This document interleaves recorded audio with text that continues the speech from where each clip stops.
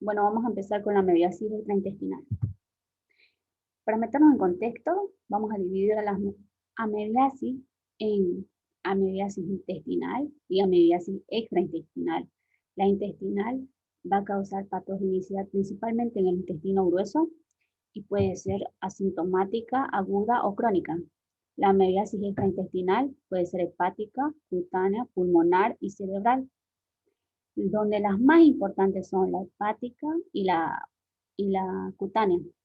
En este caso vamos a hablar de la hepática, donde es el segundo lugar donde estas amebas causan patogenicidad. Entonces, amebiasis hepática. Ahora, recordando un poquito el ciclo de vida, vamos a ver cómo es que estas amebas llegan al hígado. Sabemos que la forma infectante es el quiste y la forma vegetativa son los trofozoitos que van a causar patogenicidad.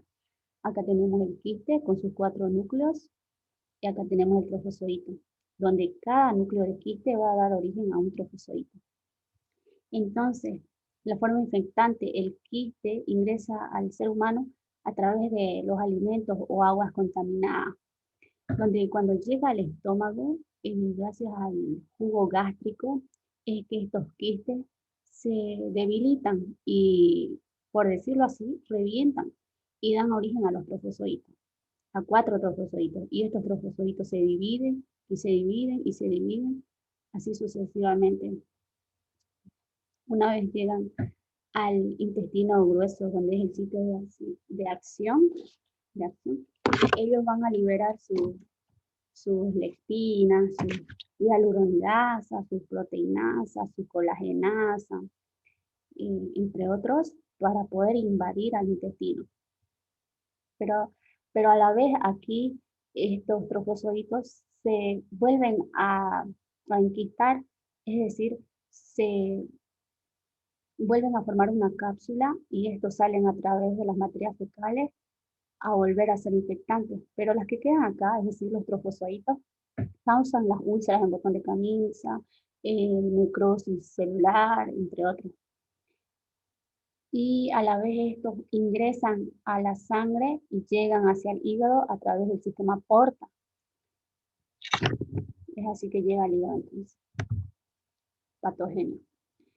La invasión amebiana produce trombos en los pequeños vasos porta, los cuales están llenos de trofozoitos, lo que da origen a microabscesos y necrosis celular con ligera inflamación. El contenido consiste en un líquido espeso de color chocolate o amarillo rojizo, con grumos y material coagulado y necrótico. No nos olvidemos que dice acá color chocolate o amarillo rojizo, que es muy importante para poder diferenciarlo de otras amebiasis, de otros abscesos hepáticos de origen micótico o de origen bacteriano. Ahora, en cuanto a las manifestaciones clínicas, tenemos debilidad general, febrícula, anorexia, dolor en el hipocondrio derecho, escalofrío, náuseas, vómitos, diarrea, ictericia, y de 30 a 60% de los pacientes hay hepatomegalia. Ahora, si nos damos cuenta, ninguno de estos signos y síntomas son específicos en sí del absceso hepático amebiano. Debilidad general lo puede presentar cualquier enfermedad. Febrícula, anorexia, no, tampoco. Ninguna es específica. Por eso es de difícil diagnóstico.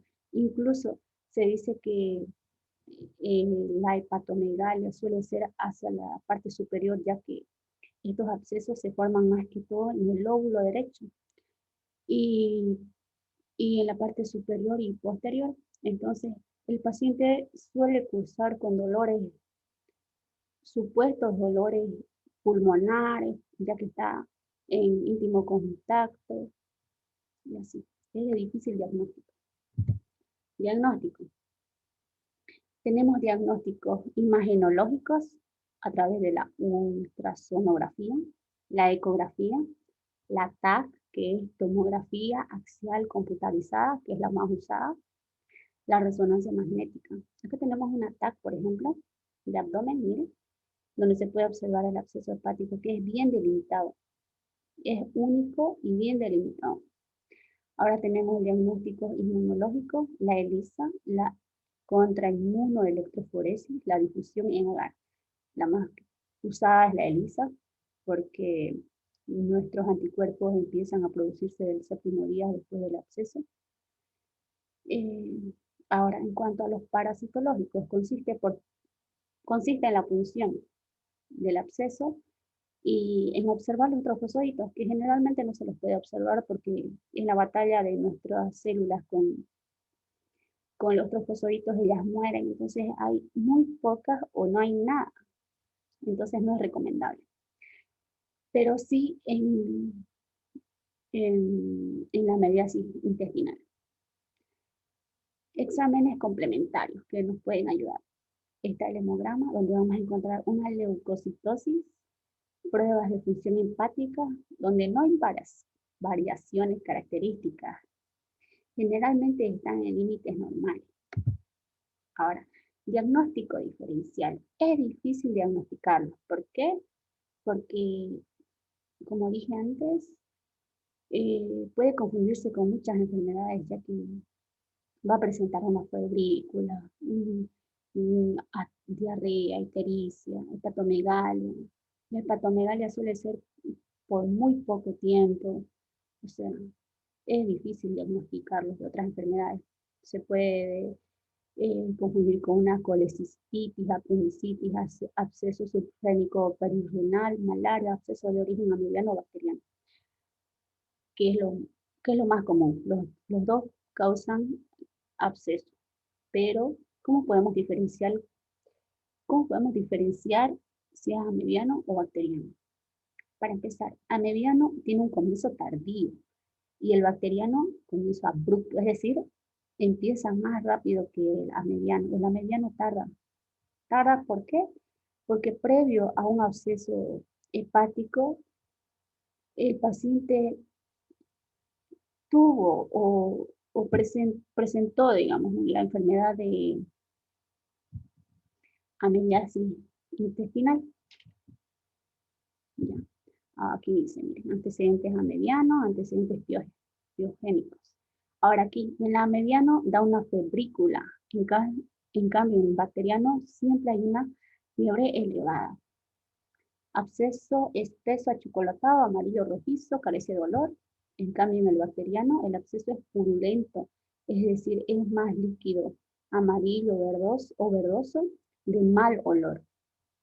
Puede presentar ligera ictericia. En cambio, en el bacteriano, la ictericia es más elevada, hay alteración de las pruebas hepáticas. En cambio, en el amibiano, casi están en los valores de rangos normales. En cuanto al tratamiento, el tratamiento se dice que el 90% se debe hacer por medicamentos y 10% por punción o cirugía. Esto mucho depende de la gravedad.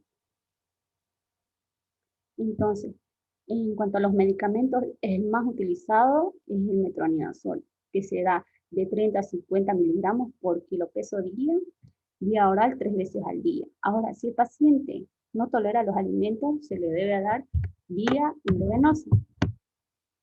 10 miligramos kilo peso para mayores de 12 años y 7.5 miligramos kilo peso para menores de esa edad. Y también se debe utilizar antibióticos en caso de infección bacteriana sobrecargada. Sabemos que todo absceso contiene bacterias, entonces al analizar la enfermedad, mucho depende. Si es que presenta, entonces hay que dar para algunos anaerobios como aminoglucósidos, clindamicina, entre otros. Bueno, eso sería todo. Gracias.